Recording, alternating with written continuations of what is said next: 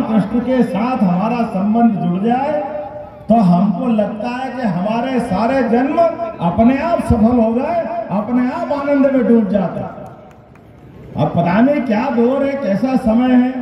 चुनाव की बेला में जब हम बात कर रहे हैं तो आज अपने बीच में से कई अलग अलग विषय आ रहे हैं, एक के बाद एक। मैं बाबा महाकाल की धरती से आता हूं, तो एक बार बाबा महाकाल का भी जयकारा लगा, बोले महाकाल महाराज की।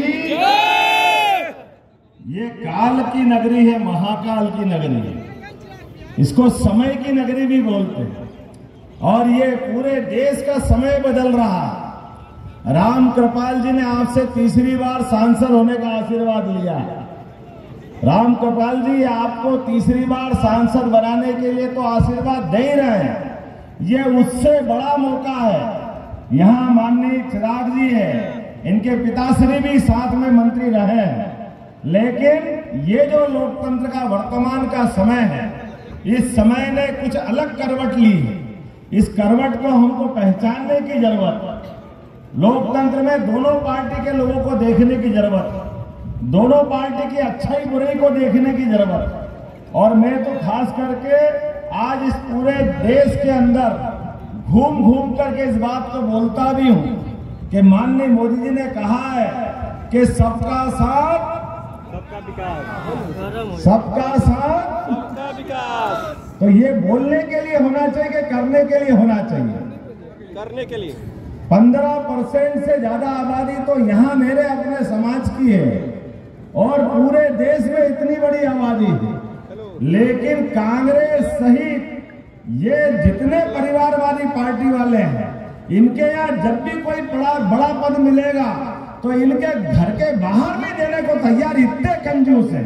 इतना छोटा सा हमारा उज्जैन, जहां मेरी आबादी तो 500 भी नहीं है, 2,80,000 वोट में से वोट है 2,80,000, लेकिन यशस्वी प्रधानमंत्री, जोरदार अभिनंदन करो माननीय नरेंद्र मोदी जी का, जिनके माध्यम से एक इतनी छोटी सी आबादी में भी इसे इतना बड़ा सम्मान देने का गौरव अगर किसी ने दिया है तो भारतीय जनता पार्टी वालों ने दिया है, ताकि मैं आपसे आके बात कर पा रहा हूं। ये जो गौरव देते हैं कि सबका साथ सबका विकास, केवल कहने के लिए नहीं, करके दिखाने के लिए।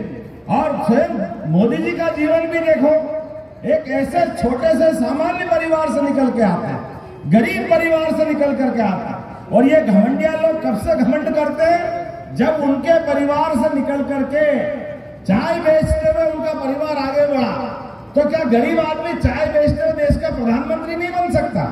क्यों नहीं बन सकता है? बिल्कुल बन सकता है। जोरदार अभिनंदन करो, ये भारतीय जनता पार्टी का ही महत्व है। ये देश के सभी गरीब परिवारों का सम्मान है। क्यों नहीं होना चाहिए गरीब परिवार का बच्चा प्रधानमंत्री?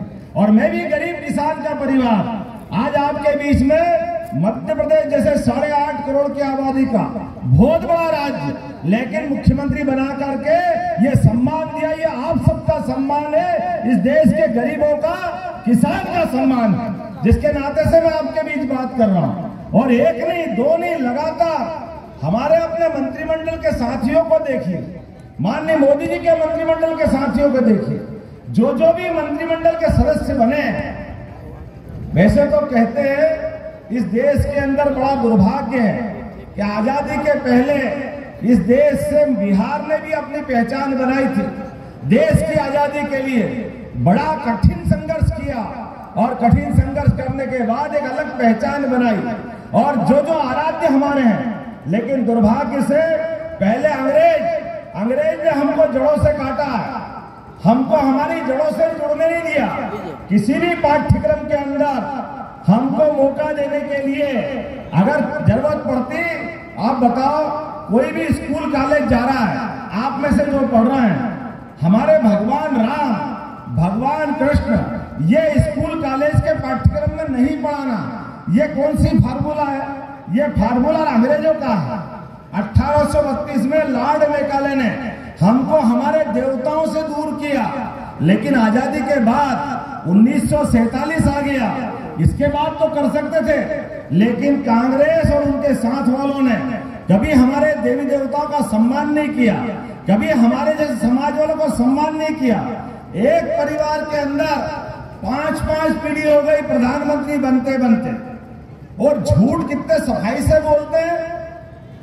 अभी थोड़े दिन पहले राहुल गांधी झूठ बोल रहे थे और ये बाकी साथ दे रहे थे कि हमारी सरकार बनाओ तो हम गरीबी दूर कर देंगे, खटाखट खटाखट। अरे तुम कहां से गरीबी दूर कर दोगे भैया? तुम अपने खानदान में तो देख लो, तुम्हारी मम्मी ने 10 साल सरकार चलाई 2004 से 14 तक, तुम्हारे पापा ने सरकार चलाई 5 साल, 17 साल तुम्हारी दादी ने सरकार चलाई, 18 साल तुम्हारे नाना ने सरकार चलाई, सब मिला के 55 साल तक सरकार चली और उनसे गरीबी दूर नहीं हुई। और ये झूठ के पुलिंदे ये कह रहे कि मैं गरीबी दूर कर दूंगा।